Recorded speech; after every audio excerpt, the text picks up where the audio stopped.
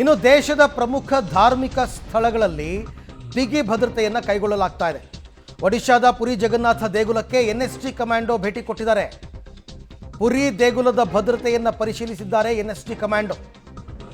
Okay, ಇದೆಲ್ಲ ಕಾಪಾಡ್ಕೋಬೇಕಲ್ಲ, ಐತಿಹಾಸಿಕ ಪೌರಾಣಿಕ ಕಟ್ಟಡಗಳನ್ನು, ದೇಶದ ಪ್ರಮುಖ ಧಾರ್ಮಿಕ ಕೇಂದ್ರಗಳಿಗೆ ಭದ್ರತೆಯನ್ನು ಒದಗಿಸುವಂತಹ ವಿಚಾರ. ಯಾಕೆಂದರೆ ಇವುಗಳ ಟಾರ್ಗೆಟ್ ಆಗದೆ, ಇವು ಶತ್ರು ರಾಷ್ಟ್ರಗಳಿಗೆ ಟಾರ್ಗೆಟ್ ಆಗೋದೇ ಹಿಸ್ಟಾರಿಕಲ್ ಮಾನ್ಯುಮೆಂಟ್ಸು, ದೇವಸ್ಥಾನಗಳು, ದೊಡ್ಡ ದೊಡ್ಡ ಕಟ್ಟಡಗಳು. ಸೊ ಹಾಗಾಗಿ ಭದ್ರತೆ ವಿಚಾರ.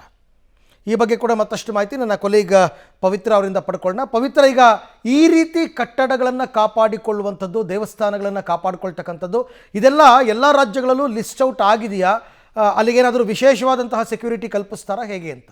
ಅರವಿಂದ್, ಈಗ ಆರಂಭಿಕ ಹಂತದಲ್ಲಿ ಈಗ ನಾಳೆ ಮಾಕ್ ಡ್ರಿಲ್ ನಡೆಯುತ್ತೆ.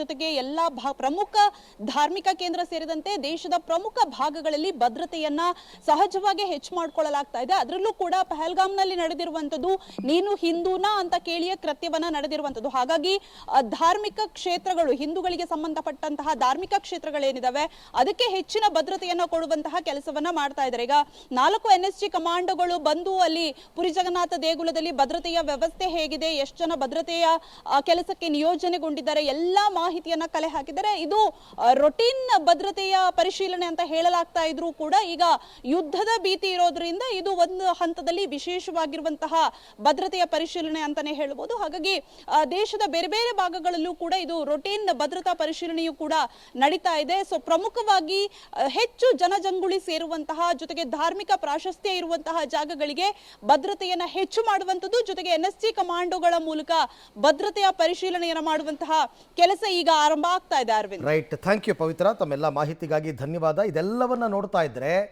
ಭಾರತ ಪೂರ್ಣ ಪ್ರಮಾಣದ ಯುದ್ಧಕ್ಕೆ ತಯಾರಿಗಳನ್ನು ಮಾಡ್ಕೊಳ್ತಾ ಇರೋದು ಗೊತ್ತಾಗ್ತಾ ಇದೆ.